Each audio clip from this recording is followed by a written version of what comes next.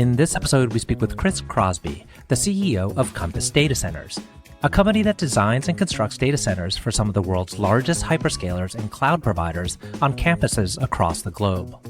The company has taken in over $4 billion of capital and is backed by Ontario Teachers and Brookfield, among others. In 2011, Chris's vision was to focus on greenfield projects and deliver customizable, scalable, sustainable, and low-cost data centers in an expedited timeframe. Since its inception, Compass Datacenters has embraced sustainability with the efficient use of land, green energy, water-free cooling, and building materials. I'm your host, RJ Lumba. We hope you enjoy the show. If you like the episode, click to follow. RJ Lumba is the managing partner of GrowthCap and the executive chairman of Market Insight Media. He is the host of Growth Investor, a podcast featuring today's best investors, executives, and founders. In the minutes ahead, we'll uncover insights and strategies for accelerating growth and succeeding in business. Chris, thank you so much for taking the time to chat with us today. It's a delight to be with you. Absolutely. Looking forward to it. So I'd love to start with one of your recent posts on LinkedIn, and I think it was so well written. And this is about your friend Robin Kuda of AirTrunk. You state, starting from zero is the hardest thing that anyone can do. A true entrepreneur.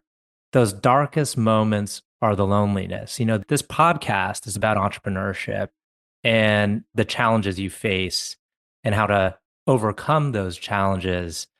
Can you tell us a little bit more about the sentiment behind what you were writing there? Clearly, you have direct experience of how hard it is.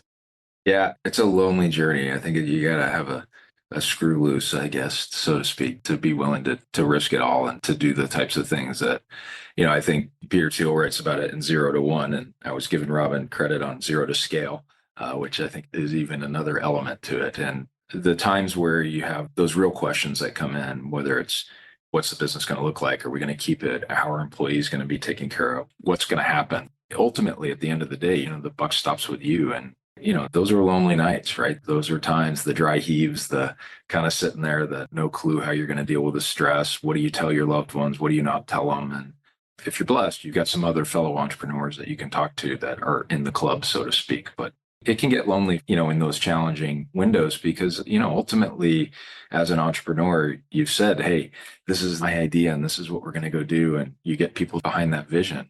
Well, it's your vision. And, at the end of the day, you've got to be the one that can help execute on it or get the right people that can help execute on it.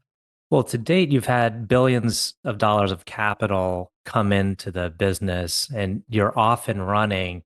I like to go back to the beginning. What first gave you the idea to start Compass Datacenters? Yeah, so it's interesting. I had left my previous company, which I was one of the founders at, with Digital Realty, and had taken some time and kind of piddled around with a fiber thing, and was with my father actually on a golf trip. I'd taken him over to Ireland and was looking at some different stuff in it. And he just told me, I've known you forever. You're not going to be happy till you finally do your own thing. And because, I've been part of founding of some companies, but it was always in a kind of a group type of deal. And so I had kept talking about on the data center side and the wholesale data center space, which had originated, but the need for these single customer facilities with the ability for that client to continue to grow and to control their own destiny. And that was the gist of Compass from the get-go. And then the how you build the watch. So that's the what time it is. The how you build the watch was really taking my manufacturing background, and I had gotten to practice some of that in my time at my previous company, but really taking that manufacturing concept into the world of design and construction. I really thought there were a lot of things missing and the inefficiency there. And so if you combined a different type of engagement model with a different way of doing things, I really thought there was something there, and that was the genesis of Compass. And was the demand for data centers as strong then as it is today? God, no. And it was one of those things. I had a lot of discipline in the early years for scale and for doing things that allowed for scale. But no, we were doing onesie twosie. And if anything, it's funny. My CFO, we were on a call the other day, and I said I was a shitty startup CEO. And Jared, my CFO, said, I wouldn't call it that. I would just say you were very disciplined around the things that could prevent you from scaling you didn't do. And that hurt the business early, but now it's been very valuable for the business. And what were those things? It's adhering to these manufacturing principles, the way we deal with our supply chain, the way we controlled the design and really made sure that it's not customized. The world of design and construction of real estate is everything's a snowflake. You can do whatever you want, and really sticking to prototypical and violating some of the practices that people do of maximizing the footprint on a piece of land versus what's optimized for a prototype. This type of thinking was just different. And, it's hard to stay disciplined around that stuff versus just taking the quick money. When you think back on those maybe first 1 to 3 to 5 years, were there things that looking back on it, you would have done differently that could have like been an unlock for you earlier than when the unlocks started happening? I think how you choose those investors is very important, especially when you're in an asset business like I am, a capital intensive business. You've really got to get folks that really align with the vision that you have.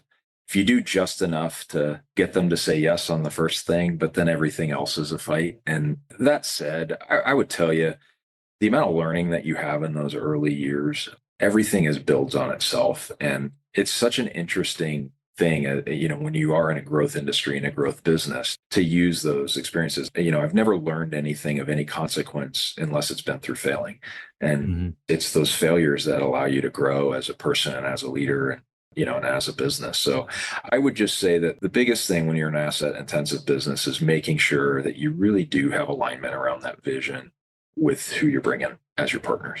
Yeah, I'm going to go a little bit further into the capital aspect. But before that, you founded the company a little bit later on, right? Was it in your early 40s that you founded Compass? So I was 39. Yeah. Comparing that to some of the founders today and in tech, it's not always the case, right? There's like kind of a curve associated with this. But tell us about that. Did you find it to be like tougher to do because you were like, oh man, I'm like a little bit later on in my years. This would have been better if it was 10 years earlier. Or was it just like that was the moment for you?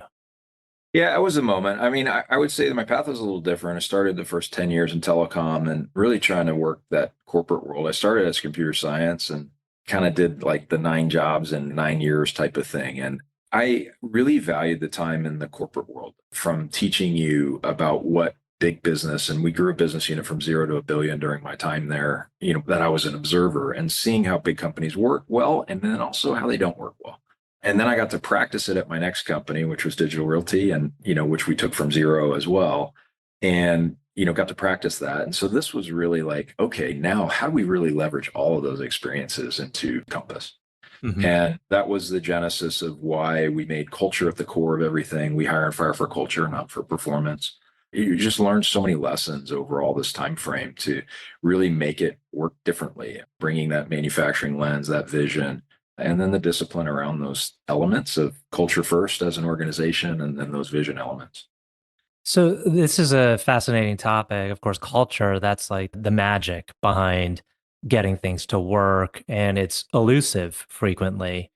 How did you establish a culture? How intentional were you at the beginning about the culture? And how do you find you're able to cultivate the right one? Yeah, it's a great question. I learned that you have to have formal culture. I've seen it erode away. I've seen it, where it's part of the organization, but not all of it. So decided very intentionally culture was going to be the core. If you're going to start a new business, put your wife through that. That was going to be the thing. I wanted to go to a place that every day. And so I actually, just before here, I still do every new hire first culture orientation at Compass. I just finished it before I jumped on this podcast. But we've had 4 core convictions from the get-go and 2 principles. And the principles have since expanded out, but everything feeds out of our first core conviction, which is humility and pride out, not thinking less of yourself, but thinking of yourself less. And they're convictions, not values. We want people that walk around and feel convicted by it. Values, I want to go run a marathon, as my New Year's resolution. Convictions, I want to save my marriage. We want it to be that meaningful to our employees. And we have scorecards. Our scorecards, 2/3 of it is culture. You get like little report cards in kindergarten type of thing, check, check minus, check plus on how you're doing exhibiting our culture. And we have a culture and performance quadrant when we evaluate employees. So it is extremely formal. I think for a growth company, if you don't have that, your ability to have it dilute very quickly with any senior management changes, I don't see how you keep it together without it. You have to Mhm. formalize it for a great growth business. Mhm. Putting culture as the top priority, was that in order to drive the performance? Or was that because this is the type of organization I want to build? Life is short. We want to interact with people the right way. What really was driving this need to have culture be front and center? Strong culture allows you to have diversity of thought. Diversity of thought is absolutely essential to build greatness. I'm a strong personality. If I don't have people around me that can push back and do those things, like a company full of Chris Crosby's is a dumpster fire. If I don't have a culture that allows for that and that formality around that, then you can't get that diversity of thought. You can't have people from different backgrounds in companies that work well together, right? You get clicks and you get things like that unless you have a strong culture. So it was very, very intentional from that regard in order to drive to greatness. We don't want to be the biggest company in the data center space. We want to be the best. And so how we can be the best is by really focusing on these things. And then how do you measure, if you have the scorecard, how do you know someone is truly abiding by your principles? Yeah, so we still do reviews as an executive team. We have little quadrant reviews and things along those lines. We evaluate based upon how they're doing on culture, and we peer review to make sure that we don't have blind spots of people and how they exhibit their culture across organizations as well as within their own organization. Got it. And now heading back to the capital side, listen to your track record before founding the company. One would assume you get in front of an investor. They'd be like, we get it. You have the right background to do this. Your thesis is well thought out. Here's the money. You're smiling, so it didn't go that way. But tell us a little bit about that part of the process. You know, it's amazing. Data centers are spending so much money. I think on a smaller scale, yeah, that's the case, right? But when you are spending the hundreds of millions, billions of dollars that we're spending, right, we fit above everybody's financial authority policy. So you really are having to get buy-in from the top down. You become such a large percentage of any one investor and what they can do. So the amount of capital that's in the data center space, and especially post the AI boom, it's a fascinating time frame, right? This is a transformational economy time frame, the kind of stuff your kids will read about in history book type of time frame. And so it's not that simple from a capital perspective. And there's a high hype factor that's there. We really haven't had a shakeout in the data center space of who are Class A providers, Class B, and Class C. Like, you don't know that right now. And so as an investor, you're coming in and you're looking at a lot of different things. I do think that there's a lot associated with just the quantum of capital that prevents it from being that simple. Mm-hmm. Sometimes what gives some investors assurances is the team. It's you and the team. How did you go about assembling your executive team? So I did a do-over in 2015, 16, kind of started it again and started really with not trusting myself on hiring. And I've gotten a lot better at it now as I look back, 7, 8 years, but really just not trusting myself where I would plug holes based upon what I thought I could do subconsciously, right? And so really getting people who are people that are great at the things that I'm bad at. And up on my whiteboard above me, it says vision, it says execution plan, it says perfect implementation. There's a big red line through execution plan. I suck at it. I remind myself every day. So I've got a great team of people that can do an execution plan to help us achieve that vision and bringing that and continuing to bring that talent in. And I really love talent from not our industry, bringing new ideas and new and fresh things. So I think that's super important as well. Is there a characteristic or common trait that your executive team members exhibit? Or is there a certain thing that you look for once you see it, you're like, okay, this is the right fit? Yeah, they all are 100% bought into our culture. That's everything. Like when we do interviewing, it's 9, 10 interviews, of which maybe 1 or 2 are around skills, and the rest of it's all just, can you fit into the culture that's here? That is absolutely critical. And so for me, it's really finding those folks that are humble, want to learn, want to grow. If we can get people that can adhere to our first core conviction, that goes a super long way. And that's really been the secret sauce of finding great people. Again, on the capital front, you've got, premier investors at Brookfield, I believe is one of your biggest investors. Tell us about that type of partnership and how it's played into how your organization has evolved, how your company has evolved. Yeah, so Ontario Teachers came in, pension plan came in back in December 2016 timeframe, and they've continued to stay in the business. And so they and Brookfield are kind of JV partners on our business at 48% each. And Teachers been a longtime partner, right? They're a longtime group. We moved from their private equity group to their real estate group over that course of time. And Teachers, Brookfield came in and took out the other shareholders back last October officially. And so they've been in, Brookfield's got, a lot of interest in data centers globally as well. But for us, what it does for us is we really needed to move from private equity into real estate and infrastructure. And so for us, that was a big gain to move us into a different cost of capital bucket. What's the biggest challenge for you today along the entrepreneurial journey? I know the challenge has changed when you're going from 0 to 1 and then you're scaling now and you're well into the scaling phase. What's the biggest challenge? What I'm really focused on this year is making sure, so I've got my executive leadership team, it's making sure my next level leaders, the senior leadership team, we are really focused on creating a legacy business that any one of us can take a one-way ticket to Tahiti, so to speak, and having a team of the next level leaders that really understand how our vision, our culture, our strategic anchors fit together and get used to make business decisions.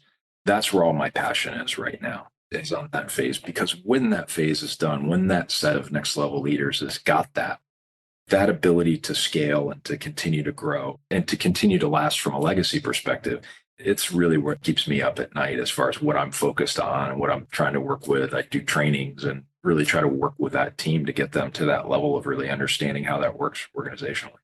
Mm-hmm. What's a good insight that you could share with another entrepreneur that's trying to build a business, trying to build and scale a business? Is there kind of one insight that's above all that you would share with someone? I would say trust yourself and don't trust yourself. So absolutely trust in what you believe to be the vision of what it is that you wanted to achieve, because that's what gets you up in the morning and makes it through those long and dark nights. But don't trust yourself that you are the only one that can figure out how to get there. Mm-hmm. How have you been able to stay focused? People frequently talk about distractions or maybe pursuing something that's not core to where you're going. How have you been able to stay focused? When I mentioned the part earlier where I said I think I was a crappy early stage entrepreneur, I didn't have a problem with that discipline. Anything that threatened scale for me, I pushed to the side. So I was very good at that discernment and have been good at that discernment. So much to the chagrin of investors from time to time or other folks from time to time, why won't we go do that deal? Why don't we go do those things? But I think that discipline around, is it a scale business or not, helps with that distraction, because everything has an opportunity cost and not all business is good. And you've got to be okay with saying no. This is the question I ask every entrepreneur is, what drives you? What drives me?